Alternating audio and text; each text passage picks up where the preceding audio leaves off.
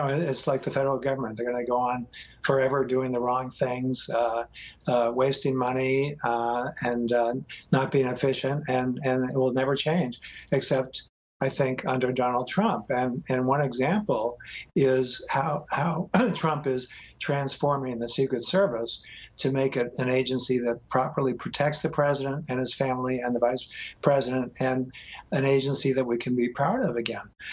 This hasn't been picked up by the media very much, but it began with Trump's DHS Secretary Kelly firing two Secret Service uniformed officers who were responsible for the fact that an intruder was able to roam around the White House grounds for 16 minutes and even peer into White House windows and try to get into the White House.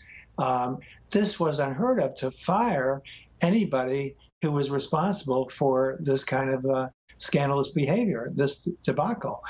Going back to the Salahis, the party crashers, going back to Gonzalez, who penetrated the whole White House armed with a knife, and then the Secret Service lied about it. Nobody had ever been fired under President Obama. Just the opposite. Obama kept appointing these directors from within the agency who were part of the same cover-up culture, the same laxness. Now, under Trump, Kelly not only did that, but he also appointed as the new Secret Service director a retired Marine General, Tex Alice, or Ailes. Not sure how it goes, but and in his first week on the job, this new Secret Service director announced the resignation of Kevin Simpson, who had been in charge of the uniform division, which was responsible for the White House grounds and the security. And so he had presided over all these scandals, and yet he had never been fired. And when you remember in May 2015, two Secret Service agents who had been drinking drove into the White House grounds, caused a big ruckus, and Simpson admitted to the DHS Inspector General, which investigated this, that he was aware of that incident and he was aware of this misconduct, but he did not report it. Why? Because he said that he didn't think that was part of his job. Can you believe that anybody in a position like that in law enforcement would say, I didn't think it was my job to report misconduct, and yet he continued in his job? And can you imagine the message that someone like that sends to the rest of the Well, I was just going to say, there's a message being sent to the entire organization.